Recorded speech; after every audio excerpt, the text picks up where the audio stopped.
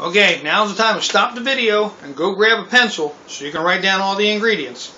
Crockpot Goetta. This is my mom's recipe, okay? So grab your pencil and paper and come right back. I'll wait on you. Okay. Here we go. 5 cups of water. Now this is optional. 1 to 3 teaspoons of salt. How much salt is up to you. I usually use 1, but if you want to use up to 3, and you like salt, that's up to you. 1 medium to large onion. 3 or 4 bay leaves, depending on how much you like. Sage. Now, you can use either 2 sage leaves or 1 teaspoon of rubbed sage. 2½ cups of pinhead oats. Okay? Pinhead oats. A pinch of pepper. 1 pound of ground sausage. Okay? Plain ground sausage. 1 pound of lean ground beef or chuck or whatever you want to use. 1 teaspoon of beef bouillon. Now we use the granulated beef bouillon, that's just us, so we use 1 teaspoon of beef bouillon. Now that's it. That's all that we're going to put into this, okay? Water, salt, onion, bay leaves, sage, pinhead oats, pinch of pepper, ground sausage, ground beef, beef bouillon. Alright, we'll get together and start putting this stuff together, and I'll give you times in the crock pot. There we go. Okay, so now we're going to add our 2½ cups of pinhead oatmeal. Alright, pinhead oatmeal. Pinhead oatmeal. So 2½ cups of pinhead oatmeal in the crock pot. Alright. Now I've added, I'll keep my salt in this, but I've added 1 teaspoon of sea salt, and I've added about 1/4 teaspoon of fresh ground pepper. Now, remember, your salt and your pepper, you can always add more to taste later on, but you can't really take it out. So, fresh ground is going to be more, or it's going to be stronger than the stuff you're going to get that's not freshly ground. So that's why I only start out with a little bit in here. So we add our salt and our pepper to this, and we add our 5 cups of water. Okay.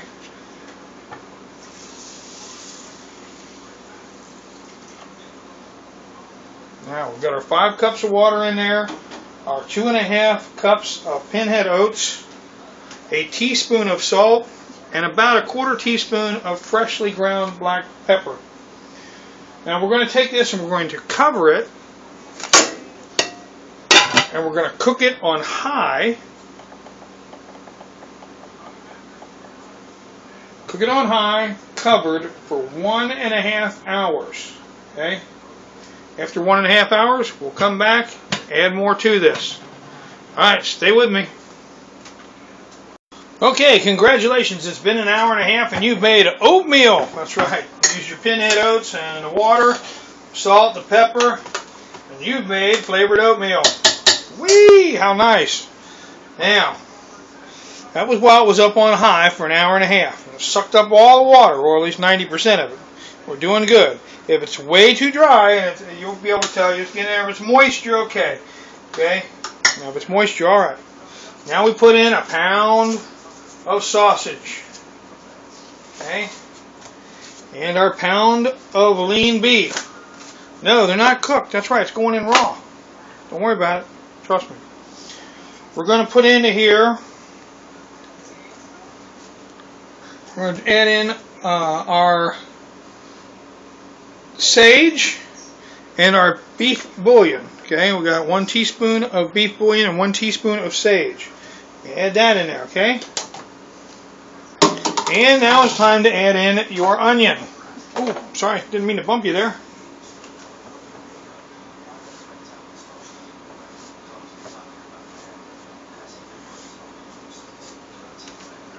I like onions, so I use a big onion. I find that if I use an onion about the size of my fist, works out pretty good for me. Up to you. You might want less onion, might want more onion. Now you've got to mix all of this together to the best of your ability.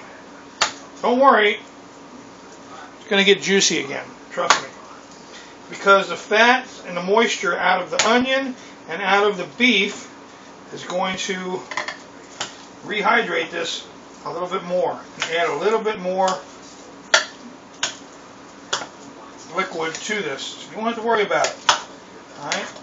If you are worried, add a splash of water. This is not rocket science, people. If you're worried that it's too dry, add a little bit of water. There's no biggie. Worst thing you could have to do is take the lid off and leave it off longer for the extra liquid to get out of here when we get done. Alright? So mix it all up. Get it all good and ready. And one thing you're going to want to add is your 2 bay leaves. Okay? Now, put these where you know they are. Alright? So I usually stick one on each end. Leave this tip sticking out a little bit. Alright? Now, no biggie here. Not mixed up wonderful yet, but that's okay. Because what you're going to do is, you're going to put your lid back on, and now you're going to set it on low. The lowest temperature you got. Okay? Lowest temperature you have, not warm, but the low temperature. And you're going to let it go for the next 4 to 5 hours on low. And about every half hour, 45 minutes, come in, give it a mix, stir it up a little better, let it go, put the lid back on. Do that for about 4 or 5 hours. Alright, now get back with you. We've got all the ingredients in there now. Everything that was on the list, all the ingredients are in there. We've got it on low now. And we're going to let it go for about another 4 to 5 hours. Stirring it about once an hour, maybe twice an hour. Depends on how you want to play with it. Alright, I'll see you in a little bit. Alright, so now we've been cooking our Goetta for 4 to 5 hours. And if it has had some extra moisture in there, which you'll get around the edges, I just stirred this. I should have shot it while it still had moisture there, I'm sorry. But I stirred this up, and it does have a little extra moisture down inside here. Okay? So what we're going to do is, as my mama says, we're going to leave the lid off for about an hour and a half.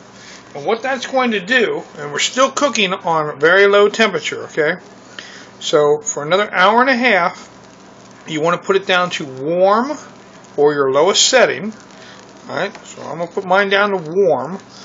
And for the next hour and a half, it's going to sit here. And that's going to allow the steam to come out and the extra moisture to come out of here. And now you've got your pinhead oats and your meat and your spices and everything in there. What do we do after it's done? Alright, so after this gets done, and it's gone round and round, and we've got our extra hour and a half, and it's condensed down and the moisture is out of it. After you follow this recipe, you'll be able to line 2 bread loaf pans with aluminum foil and pour this into the bread loaf pans. At that time, you'll be able to let it cool down and put it in the freezer and freeze it. Then you'll be able to slice it off and enjoy it. So, we're going to let this cool down, and then I'm going to put it into containers or bread loaf pans lined with aluminum foil so it comes out easier and it doesn't make messy bread loaf pans. That's the reason for the aluminum foil. You could pour it in there straight away, it wouldn't matter, but however you can do it so that you can slide it back out easily. Well, that's the point that we're at, and that's what we're going to do. So for the next hour and a half, this is going to sit here and let this moisture get out of here so this firms up a little bit. Alright, we'll get back to it. Okay, so here we are at the end of it. You can see it's set up. I'll break it apart. A little bit of moisture over here on the sides. Won't matter. Stir that down in there. Been sitting with the top off for a while. The things we do need to get, we have 2 of these bay leaves in here. So we do need to remove those. Okay? Remember we put those in? Alright. You don't want to eat those. Okay? We'll search around down in here. I can't find, there it is. The other one, Alrighty. Now, this recipe makes 2 bread loaf pans. So, you take your bread loaf pan and you cover the bread loaf pan in aluminum foil. Let me back you up a little bit here. We'll cover the aluminum pan in aluminum foil, okay? Or you cover the pan in aluminum foil. And that way that you'll pour this into your pan, you won't have to scrub your pan out. And you'll be able to take the bread loaf pan after it's covered in aluminum foil and this stuff cools down. You'll be able to put another aluminum foil lid over top of it, okay? Cover with aluminum foil, put it in the freezer and freeze it.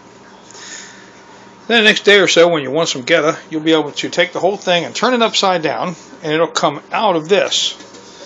You'll be covered with the aluminum foil, and you'll be able to slice off pieces after you remove the aluminum foil, and slice off pieces you want. Cover it back up, put it back in the freezer, and it'll be good to go, and you'll be able to run that way with it. Well, that's the idea. That's the way it goes. I don't need to show you guys all the rest of that part. I mean, you're smart enough to figure that out. So there's my mother's Goetta in the Crockpot recipe. Takes about a day to make, and it's absolutely fantastic. I've already snuck some. So we're gonna put this in put the foil in here and get it ready and put it in let it cool down the rest of the night. Put it in the freezer here before we get in the morning. I'll catch you all on the next one. Thanks for watching.